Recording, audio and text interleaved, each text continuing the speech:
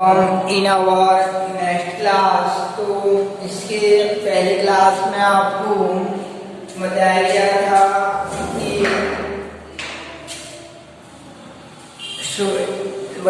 Heisenberg का अनिश्चितता सिद्धांत कि नाभिक के चारों ओर ऊर्जा वेग से गतिशील इलेक्ट्रॉन की स्थिति व संवेग का साथ साथ निर्धारण करना असंभव होता है।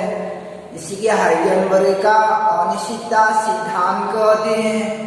तो इसके लिए गणितीय रूप था del x into del p greater than l by 4 pi हो जाता है, ग्रेटर देन या इक्वल देन एल बटे 4 पाई हो जाता है। तो यह भी याद रखे रहना कि हाइजेनबर्ग का अनिश्चितता सिद्धांत जो है कि एक क्वेश्चन है कि जैसे नाभिक के चारों गतिशील इलेक्ट्रॉन के लिए हाइजेनबर्ग का अनिश्चितता सिद्धांत लागू होता है, किंतु सड़क में गति करता हुआ कार पर यह नियम लागू हो सकता है अथवा नहीं कि कार जो है सड़क में गति करता हुआ कार पर यह नियम लागू हो सकता है कि नहीं। तो याद रखे ना, हम लोग इलेक्ट्रॉन को देखने की उसका इतनी जाने के प्रकाश डालते हैं, प्रकाश के प्रभाव से ये दूरत्व चला जाता है, अपने मार्ग से विस्थापित हो जाता है। किंतु अगर कार पर प्रकाश डाला जाए तो कार पर अगर प्रकाश को डालेंगे तो प्रकाश को डालने पर वो कार जो दूर नहीं छिटक जाएगा, यानी अपनी स्थिति पर रहेगा, तो वहां से प्रकाश परावर्तित होकर हमारे रेटिना पर आ सकता है, इसलिए वहां पे कार दिखाई देगा। यानी कार पर जो है हाइजेनबर्ग का अनिश्चितता सिद्धांत लागू नहीं होगा, यानी कार पर जो है हाइजेनबर्ग का अनिश्चितता सिद्धांत लागू नहीं होगा। अब आगे इस अनिश्चितता सिद्धांत व डी ब्रागली समीकरण का सहारा लेते हुए अनिश्चितता सिद्धांत व डी ब्रागली समीकरण का सहारा लेते हुए आगे परमाणु से संबंधित क्वांटम यांत्रिकी अवधारणा प्रस्तुत किया गया है। परमाणु से संबंधित क्वांटम या तरंग यांत्रिकी अवधारणा, तो क्वांटम या तरंग यांत्रिकी अवधारणा, तो तरंग यांत्रिकी अवधारणा, तो इसके लिए आगे वैज्ञानिक श्रोडिंगर द्वारा एक समीकरण प्रतिपादन किया गया, जैसे कि श्रोडिंगर समीकरण कहते हैं। क्वांटम यांत्रिकी अवधारणा के अंतर्गत श्रोडिंगर समीकरण का सहारा लिया गया। श्रोडिंगर समीकरण जो है हाइजेनबर्ग का अनिश्चितता सिद्धांत डी ब्रागली के आधार पर, यानी ये आधुनिकता जो नियम है उनके आधार पर एक समीकरण प्रतिपादन किया, जैसे कि श्रोडिंगर समीकरण कहते हैं। देखते हैं श्रोडिंगर समीकरण, श्रोडिंगर समीकरण, तो श्रोडिंगर समीकरण होता है आपका del square sine by del x square, यानी del square sine by del x square. इसको क्या पढ़ा जाता है, डेल पढ़ते हैं, और इसको डेल पढ़ा जाता है, और इसको क्या पढ़ते हैं हम लोग, साइन पढ़ा जाता है, साइन पढ़ते हैं। तो del square sine by del x square plus del square sine by del y square plus del square sine by del z square plus 8 pi square m by 8 pi square m और 8 pi square m e minus भी, e minus capital भी बटे H square into sine बराबर हो जाता है आपका 0, यानी इसे श्रोडिंगर समीकरण कहते हैं। Del square sine by del x square plus del square sine by del y square plus del square sine by del z square, इसे की श्रोडिंगर इक्वेशन कहा जाता है, श्रोडिंगर समीकरण कहते हैं। तो याद रखिए ना कि अगर ये डी रहता तो d y by d x को अवकलन कहा जाता। अगर एक बार अवकलन करेंगे तो इसे प्रथम कोटि का अवकलन कहा जाता है। इसको और एक बार अवकलन कर देंगे, डी बाई डी एक्स और d y by d x अंदर में रह गया, तो इसका वैल्यू होता है d square y by d x square हो जाता है। दो बार अवकलन करते हैं, इसको फौरन के लिए पढ़ते रहोगे आप लोग फिजिक्स में, तो इसको दो बार अवकलन करते हैं, द्वितीय कोटि का अवकलन कहा जाता है। याद रखना ये अवकलन दो प्रकार का रहता है, एक रहता है पूर्ण अवकलन और दूसरा रहता है आंशिक अवकलन। तो पूर्ण अवकलन के लिए डी का उपयोग किया जाता है, डी बाई डी एक्स, और आंशिक अवकलन के लिए डेल बाई डेल एक्स का उपयोग किया जाता है। आंशिक अवकलन के लिए डेल बाई डेल एक्स का उपयोग करते हैं। अगर यहाँ फलन के रूप में साइन रहेगा तो इसको d sine by d x और इसको del sine by del x पढ़ा जाता है। दो बार अगर अवकलन करेंगे फिर एक बार इसका अवकलन कर देते हैं या इसका आंशिक अवकलन कर देते हैं, ये हो जाता है d square sine by del x d x square, ये हो जाता है आपका del square sine by del x square. तो ये द्वितीय कोटि का आंशिक अवकलन, द्वितीय कोटि का अवकलन होता है, यानी ये एक टू पद जो है, एक two term del square sine by del x square जो है वह द्वितीय कोटि का एक अवकलन यानी आंशिक अवकलन होता है। अब ऐसे ये y के सापेक्ष किया जाता है अवकलन, आंशिक अवकलन दो बार, यहाँ पे z के सापेक्ष किया जाता है। और 8 पाई स्क्वायर m जो इलेक्ट्रॉन का द्रव्यमान को बताता है, L जो प्लावनीयतांक को बताता है, E जो इलेक्ट्रॉन की कुल ऊर्जा बताता है, और V जो है वो याद रखना वेग नहीं होता है, V जो इलेक्ट्रॉन की स्थितिज ऊर्जा होती है। तो जहाँ आपका साइन को कहा जाता है, साइन को कहा जाता है, इससे क्या जो पढ़ते हैं हम साइन से पढ़ते हैं, तो साइन को कहा जाता है तरंग फलन कहते हैं, साइन को तरंग फलन कहा जाता है। और m को इलेक्ट्रॉन का द्रव्यमान कहते हैं, इलेक्ट्रॉन का द्रव्यमान कहा जाता है। और v को यानी e को कहा जाता है इलेक्ट्रॉन की कुल ऊर्जा, टोटल एनर्जी ऑफ इलेक्ट्रॉन, यानी इलेक्ट्रॉन की कुल ऊर्जा, इलेक्ट्रॉन की कुल ऊर्जा। और v को कहा जाता है, v को कहते हैं स्थितिज ऊर्जा, इलेक्ट्रॉन की स्थितिज ऊर्जा। इस प्रकार से यह इलेक्ट्रॉन की पोटेंशियल एनर्जी हो जाती है स्थितिज ऊर्जा। तो ये समीकरण को श्रोडिंगर समीकरण कहते हैं, जिसका उपपत्ति जो आप कॉलेज में करोगे फर्स्ट ईयर में, तो इस प्रकार से इस समीकरण को श्रोडिंगर समीकरण कहते हैं। श्रोडिंगर समीकरण क्या होता है, del square sine by del square sine by del x square plus del square sine by del y square plus del square sine by del z square plus 8 pi square m e minus v divided by h square into sine बराबर 0। तो इसे Schrodinger समीकरण कहते हैं, यानी Schrodinger equation कहा जाता है। तो ये श्रोडिंगर समीकरण का विशेष महत्व नहीं रहता है, यानी श्रोडिंगर समीकरण का विशेष महत्व नहीं रहता है, किंतु यहाँ से जो प्राप्त होता है आपका, यहाँ से जो प्राप्त होता है कि क्वांटम यांत्रिकी अवधारणा जो श्रोडिंगर समीकरण पर आधारित है, श्रोडिंगर समीकरण के द्वारा आगे बढ़ती है। तो ये श्रोडिंगर समीकरण का विशेष महत्व नहीं होता है, किंतु इनको हल करने पर यहाँ पे जो तरंग फलन प्राप्त होता है, तरंग फलन साइन, तरंग फलन साइन और तरंग फलन का वर्ग, तरंग फलन का वर्ग यानी साइन स्क्वायर, तरंग फलन साइन और तरंग फलन का वर्ग साइन स्क्वायर का भौतिक महत्व, यानी हमारा हेडिंग है भौतिक महत्व।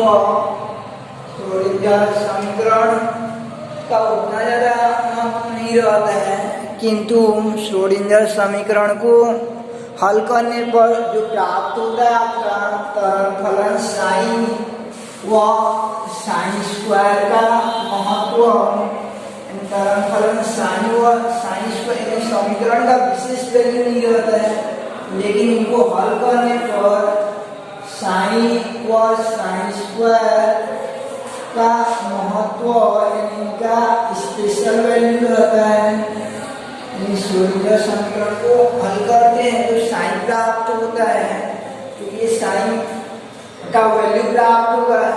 जैसे y बराबर यानी कुछ रहेगा समीकरण जो है जिस 2x + 3, तो यहाँ पे y का मान प्राप्त होगा।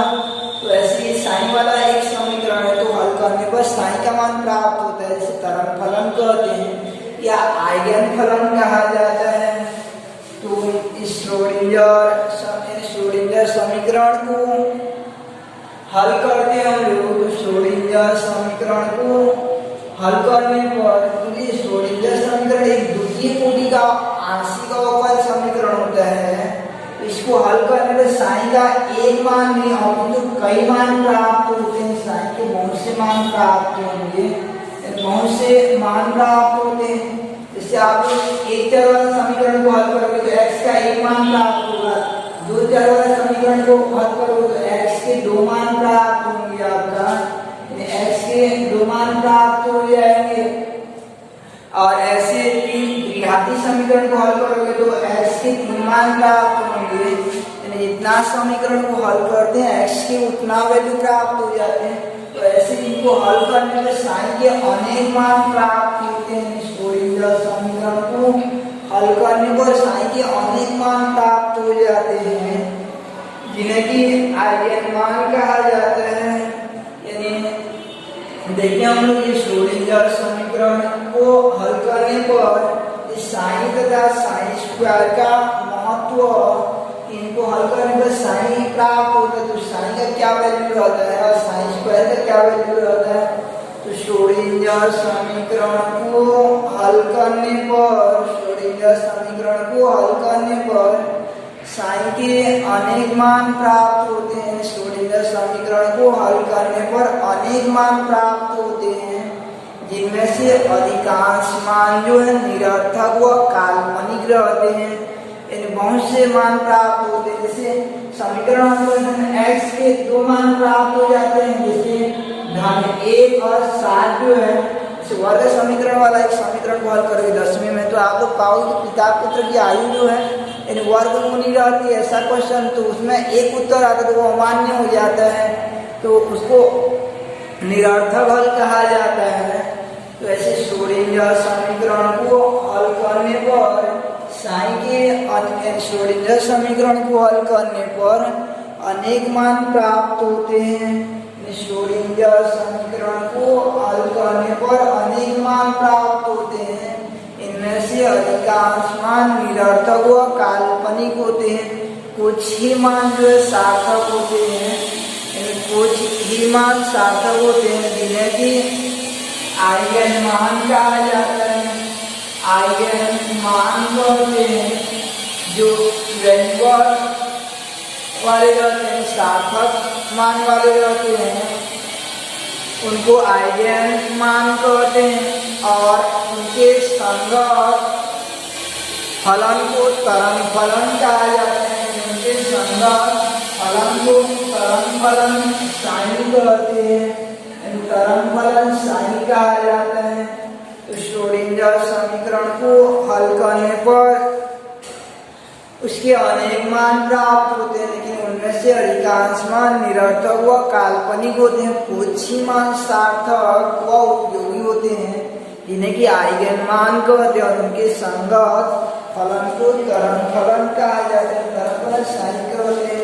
इस प्रकार से आपका श्रोडिंगर समीकरण हो जाता है कि क्वांटम या तरंग यांत्रिकी अवधारणा, इसके लिए वैज्ञानिक श्रोडिंगर द्वारा एक अवकल समीकरण दिया गया, जिसे कि श्रोडिंगर समीकरण कहते हैं। ये वाला श्रोडिंगर समीकरण हो जाएगा।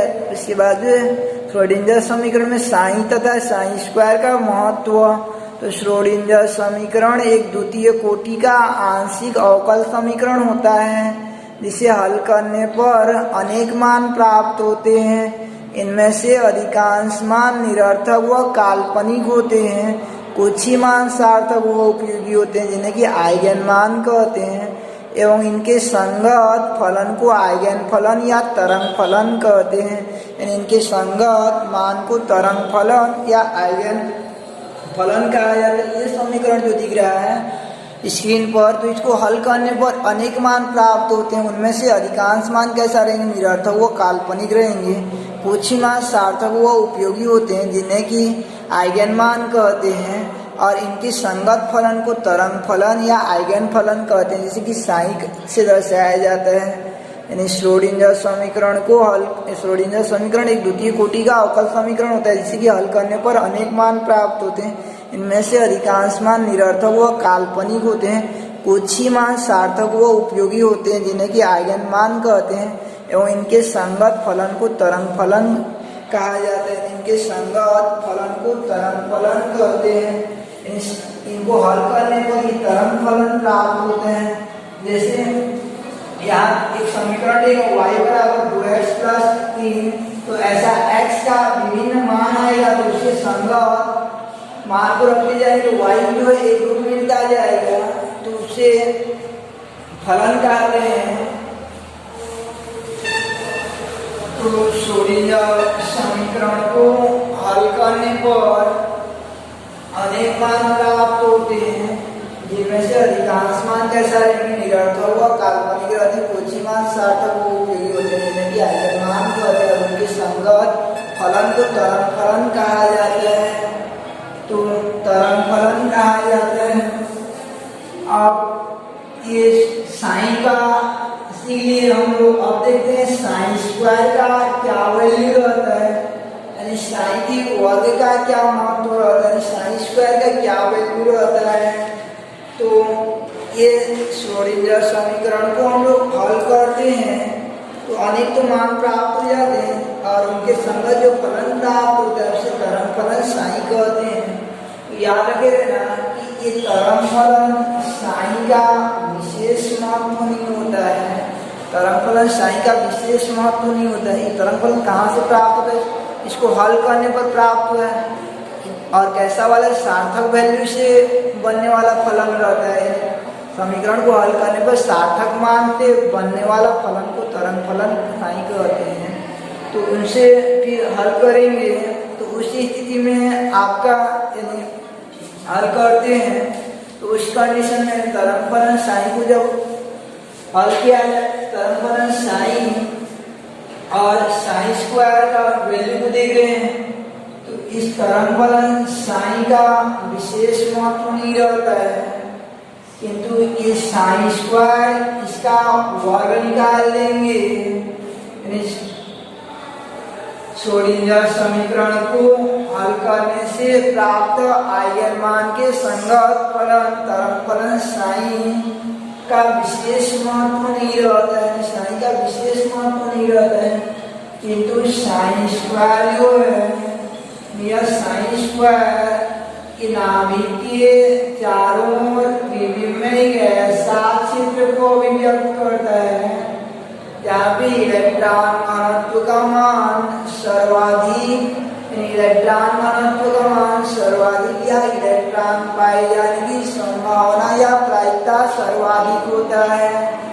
यानी तरंग फलन साइन का विशेष महत्व नहीं रहता है, किंतु साइन स्क्वायर परमाणु में नाभिक के चारों ओर त्रिविमीय क्षेत्र को अभिव्यक्त करता है जहाँ पे इलेक्ट्रॉन के पाए जाने की संभावना या प्रायिकता अर्थात इलेक्ट्रॉन घनत्व का मान सर्वाधिक रहता है। तो उस सर्वाधिक इलेक्ट्रॉन घनत्व वाले क्षेत्र को परमाणु में नाभिक के चारों ओर सर्वाधिक इलेक्ट्रॉन घनत्व वाले क्षेत्र को या इलेक्ट्रॉन पाए जाने की सर्वाधिक संभावना वाला क्षेत्र को कहा जाता है।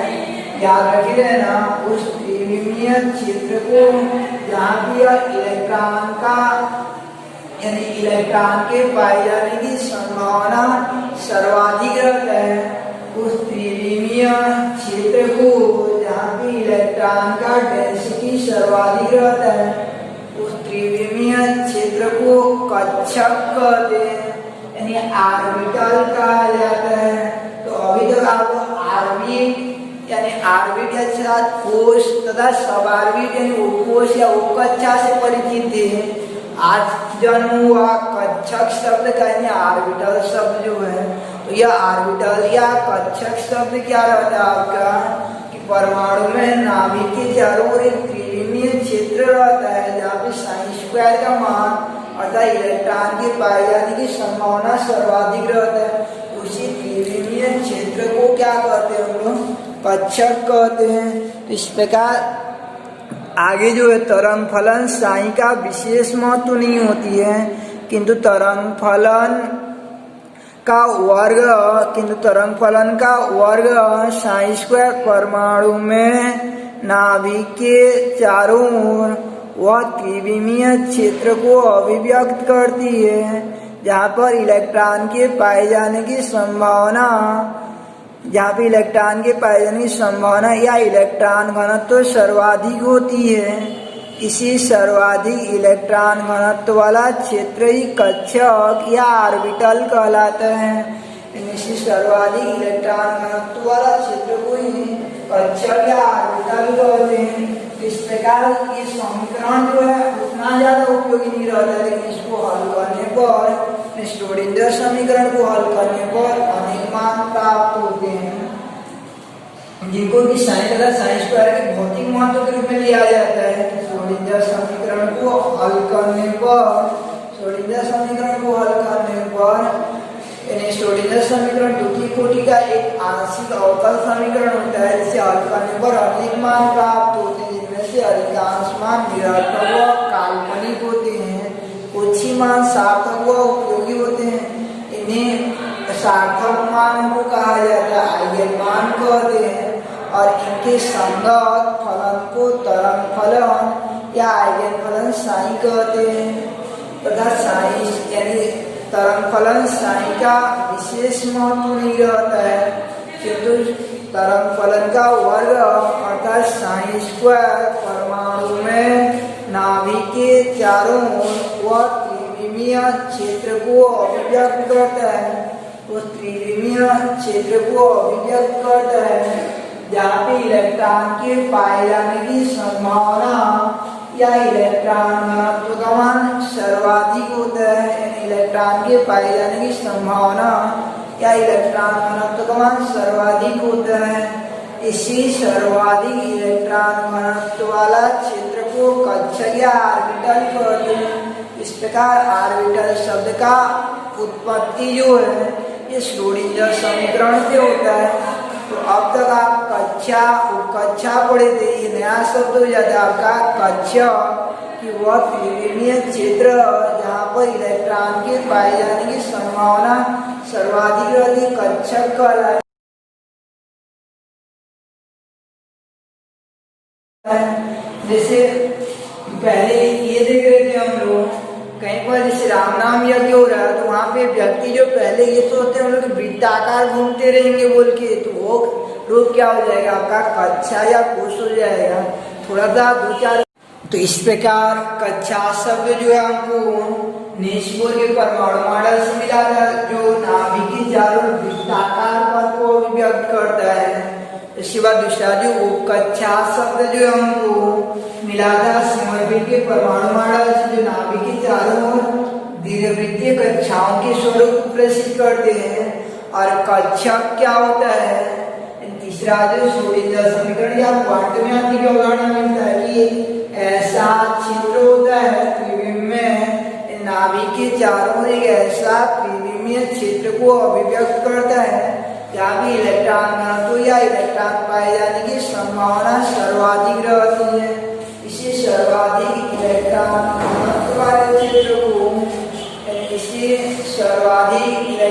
घनत्व वाले क्षेत्र को कहा जाता है कक्षक कहते हैं। जैसे राम नाम यज्ञ होता रहता है, व्यक्ति अगर वृत्ताकार घूमते हैं तो वो आपका स्वरूप हो जाता है कक्षा का।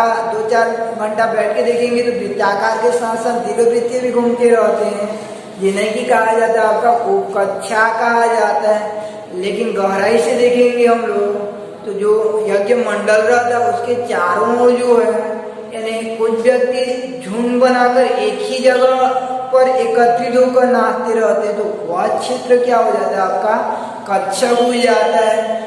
जहाँ भी इलेक्ट्रॉन के पाए जाने की संभावना या प्रायिकता सर्वाधिक रहता है, उसी 3 डायमेंशनल स्पेस को ऑर्बिटल यानी कक्षक कहा जाता है। जैसे क्लासरूम रहेगा तो स्टूडेंट जो है अगर एक समान रूप से वितरित नहीं रहते, मान लीजिए किसी कोने में जाकर झुंड बनाकर बैठ जाते हैं, तो कक्षा यानी वह क्लासरूम का वह क्षेत्र क्या कहलाएगा आपका ऑर्बिटल हो जाता है, कक्षा हो जाता है। तो इस प्रकार से ऑर्बिटल शब्द का जन्म जो है यहाँ से हो जाता है। तो और एक बार देख लेते हैं साइन तथा साइन स्क्वायर का महत्व कि श्रोडिंगर समीकरण द्वितीय कोटि का एक आंशिक अवकल समीकरण होता है, जिसे कि हल करने पर अनेक मान प्राप्त होते हैं। इनमें से अधिकांश मान निरर्थक व काल्पनिक होते, कुछ ही मान सार्थक होते हैं जिन्हें कि आइगन मान कहते हैं, और इनके संगत फलन को तरंग फलन या आइगन फलन साइन कहा जाता है। जैसे धान का एक बीज लेंगे तो उससे अनेक फल प्राप्त होते हैं, यानी पौधा बनता है, पौधा से अनेक फल प्राप्त होते हैं। ऐसे एक समीकरण को हल करने पर अनेक मान प्राप्त होते हैं। तो जितना धान का बीज प्राप्त होता है वो सभी हमारे लिए उपयोगी नहीं होते, कुछ जो है यानी अनुपयोगी हो जाते हैं। तो ऐसे समीकरण के प्राप्त अनेक मान जो अनुपयोगी रहते हैं, कुछ ही मान सार्थक व उपयोगी रहते हैं, जिन्हें कि आइगन मान कहा जाता है। उनके संगत फलन को तरंग फलन कहते हैं। जैसे सार्थक मान वाला बीज को यानी आइगन मान कहेंगे और उसके संगत पौधा को आइगन फलन या आइगन तरंग फलन साई कहते हैं। तो इस तरंग फलन साई का विशेष महत्व नहीं रहता है, किंतु तरंग फलन का वर्ग परमाणु में नाभिक के चारों ओर वह त्रिविमीय क्षेत्र को अभिव्यक्त करता है, यानी वह त्रिविमीय क्षेत्र को अभिव्यक्त करता है जहाँ पर इलेक्ट्रॉन के पाए जाने की संभावना या प्रायिकता सर्वाधिक रहती है।